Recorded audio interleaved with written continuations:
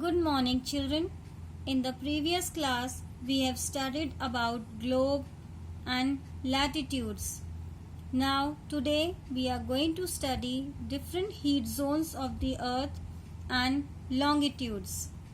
Before coming to our topic, I want to recall what is globe.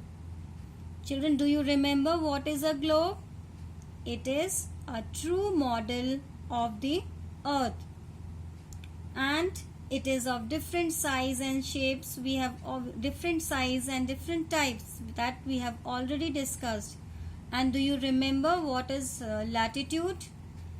Latitudinal lines, they are imaginary lines, as I have told you in the previous class. They are the lines running from west to east, and they divide the globe into two equal parts. And the line which divides the earth or the globe into two equal parts, as you can see, this is known as equator, and it is marked as 0-degree equator, and it divides into two equal halves: North Pole or the northern hemisphere, South Pole, and the southern hemisphere. Now today we are going to study about heat zones. Before coming on to the heat zones, let us recall all other imaginary lines which are latitudes only. Like we have discussed the Tropic of Cancer, which is 23.5 degree north, Arctic Circle, which is 66.5 degree north, and at the end is the North Pole. Coming towards the southern part, it is 23.5 degrees south, that is Tropic of Capricorn, and 66.5 degrees south, that is Antarctic Circle, and finally it is South Pole. Now today I am going to tell you the different heat zones of the earth. Children, the midday sun is exactly over our head, and it shines almost once a year on all latitudes between Tropic of Cancer and the Tropic of Capricorn. So children, can you see these parts? The sun shines directly over these latitudes, and this part, as you can see in the picture, it is known as the torrid zone, and it is the hottest part because it receives the maximum heat from the sun. Then as we move towards the North Pole and the South Pole, the sun's rays, they are not falling directly, they are falling in a slanting way, and it goes on decreasing towards the pole.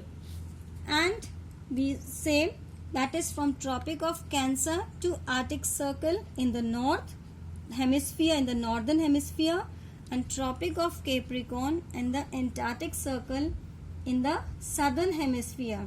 Here the sun shines in a slanting way. So that's why in these areas it is neither very hot nor very cold, and this is known as the temperate zone in the northern hemisphere and the temperate zone in the southern hemisphere. Now the areas lying between the Arctic Circle and the North Pole in the northern hemisphere, and the area between the Antarctic Circle and the South Pole in the southern hemisphere.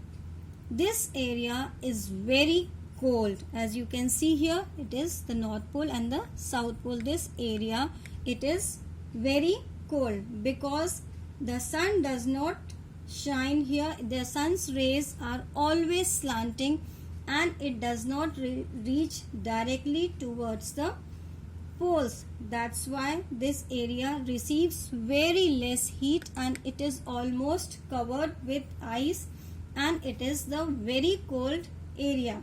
So this is known as the frigid zone in the north hemisphere also, and frigid zone in the South Pole in the southern hemisphere. So these are the different heat zones of the earth. Children, now coming on to the next, that is longitude. Can you guess what are these imaginary lines and from where to where they run? Yes, like I have told you, latitudes, they are the lines which run from west to east. Now you can easily make out from this diagram that longitudes, they are the lines which run from North Pole to South Pole. And these lines, they are also imaginary lines. And these lines of references, they are called the meridians of longitude. That is, these lines, they are known as meridians of longitude. And these lines, they are marked, they are measured in degrees of longitude. And these lines, the biggest line is the 0 degree longitude, which is known as the prime meridian or the Greenwich meridian. And this 0 degree longitude divides the earth into two equal halves. That is, this side it is western hemisphere and this side it is known as the eastern hemisphere, and this is marked as E and W. And this meridian which runs in between, it is known as the prime meridian, and its value is 0 degree longitude.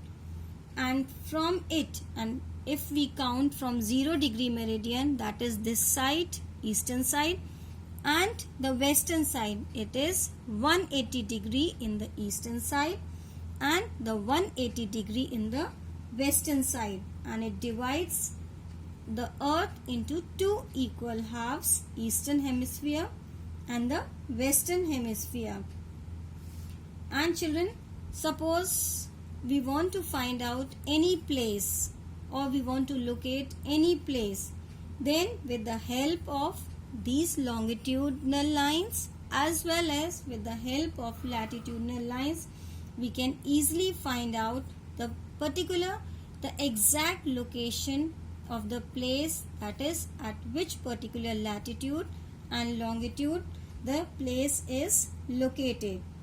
I hope you all have understood about these imaginary lines, that is the longitudes, the latitudes, and you can draw them in your notebooks. That is all for today. Thank you.